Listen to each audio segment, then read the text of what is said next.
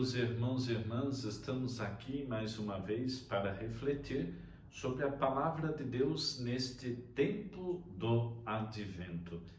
Terceiro domingo, domingo da alegria, domingo Gaudete, domingo em que podemos utilizar nos paramentos litúrgicos a cor rosa. Durante o tempo do Advento, nós vamos percebendo a presença de três grandes personagens: o profeta Isaías, João Batista e a Virgem Maria. Neste domingo, nós temos as leituras que ajudam-nos a perceber o papel e a importância de Isaías e de João Batista. Profetas da esperança, da motivação, daqueles que nos fazem buscar o ânimo, como nos diz a primeira leitura de hoje.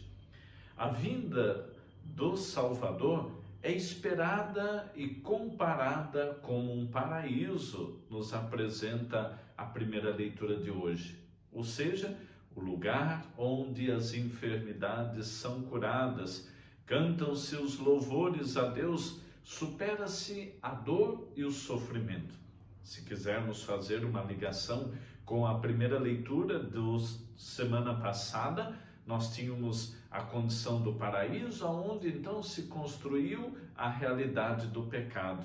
Hoje a leitura fala para nós deste paraíso, desta libertação, dessa vida nova, ou seja, celebramos um novo estado de vida, uma nova condição. Por isso, meus irmãos, pensar no Natal é pensar justamente nessa consciência de uma transformação, de uma mudança, de uma nova realidade a partir daquilo que nós vivemos e celebramos. Fazer o Natal acontecer hoje, principalmente a partir do nosso protagonismo. Ainda existem tantas situações nos leitos dos hospitais, em tantos outros lugares, onde esta dor, as enfermidades são constantes e as pessoas ainda não alcançaram esta vida plena, não alcançaram a superação desta dor e desta enfermidade. Muitos que ainda vivem desanimados, tristes, e acabam perdendo o sentido da vida. Por isso, pensar nessa preparação para o Natal é enxergar tantas realidades dessas das quais o profeta Isaías nos coloca como um ideal, como um paraíso. O que nós podemos fazer para transformar essas realidades que estão ao nosso redor e construir também este paraíso ou esta imagem apresentada pelo profeta na primeira leitura de hoje? Na segunda leitura da carta de São Tiago, nós vemos todo o sentido das primeiras comunidades cristãs que esperavam a segunda e definitiva vinda de Jesus como algo bem próximo, já naquele tempo. E por isso vão tantas vezes, diante desta demora, celebrar o desânimo, o descontentamento. Por isso, Tiago demonstra todo o sentido de uma espera, de uma confiança, de cultivar esta dimensão da alegria por um momento em que o Senhor há de vir. Por isso, nós olhamos e vemos na carta todo o sentido de estarmos vigilantes, de ficarmos firmes e com o coração fortalecido, vai dizer Tiago no texto de hoje. Por isso nós podemos dizer quais são os elementos que nós podemos buscar para permanecermos firmes, para estarmos vigilantes, com o coração fortalecido. A oração, a leitura da palavra de Deus, a busca dos sacramentos, da Eucaristia, da reconciliação, a prática da caridade, da adoração, os meios devocionais que justamente nos colocam nesta relação com Deus e nos convidam a ter um olhar para a pessoa, para aquilo que nos cerca. Ou seja, estar com o coração preparado e fortalecido é ter uma fé que seja bem prática, ou seja, atuante, e não apenas uma fé devocional, oracional, mas uma fé que nos faz agir, que nos faz construir, esperar com alegria esta vinda de Jesus. Por fim, no texto do Evangelho, nós temos Jesus que dá o testemunho acerca de João Batista.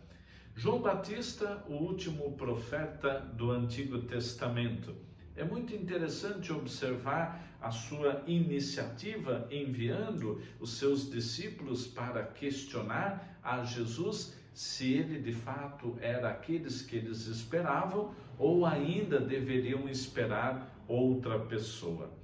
Olhar para esta atitude de João Batista, que envia os seus discípulos, me faz pensar o quanto o processo com Jesus, o relacionamento com Jesus, não se dá apenas do ouvir dizer quem ele é, mas se dá numa relação de aproximação, ou seja, de estar com ele, de falar com ele, de dialogar com ele, de ouvi-lo e então depois voltar com uma mensagem de vida e de esperança. Ou seja, quantas vezes nós podemos fazer este papel de ajudar tantas pessoas a se aproximarem de Jesus, descobrirem quem ele é, para então estabelecer com ele um relacionamento. Não propaguemos um Jesus só apenas do ouvir dizer quem ele é, mas levemos as pessoas para Jesus e levemos Jesus para as pessoas, principalmente nesse contexto desse tempo em que nós estamos vivendo. Um segundo aspecto importante do Evangelho de hoje é a resposta que Jesus dá a João Batista. Não é uma resposta teórica, não é um discurso bonito, mas é um convite a olhar a realidade e enxergar a mudança, aquela mudança anunciada pelo profeta Isaías na primeira leitura, ou seja, aonde as enfermidades são curadas, aonde a dignidade da pessoa é resgatada e há um novo sentido, há um novo espírito.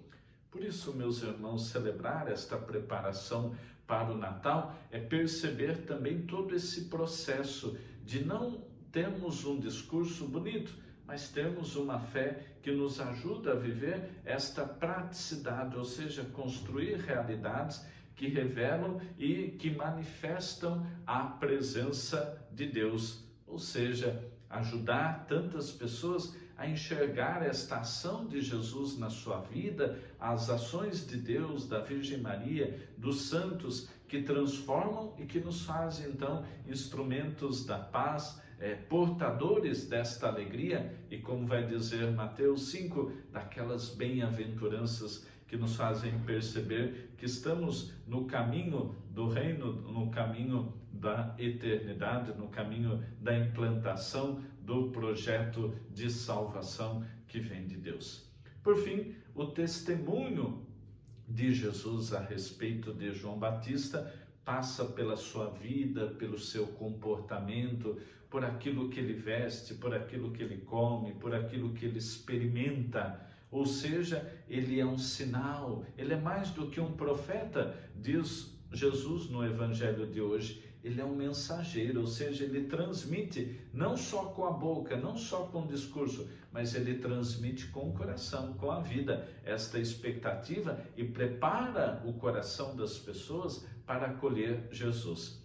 Nós somos batizados, somos também profetas e por isso esse exemplo de João Batista inspira a cada um de nós a ajudarmos tantas realidades e a nós mesmos a nos prepararmos para o encontro com Jesus. Por isso, o grande sentido do trabalho de João Batista, e deve ser também o nosso hoje, é contemplarmos esta grande vida que se dá através de uma nova realidade, enxergarmos já este paraíso, enxergarmos já este sinal de salvação que Deus manifesta a cada um de nós. Um bom domingo e celebremos com alegria este terceiro domingo do Advento.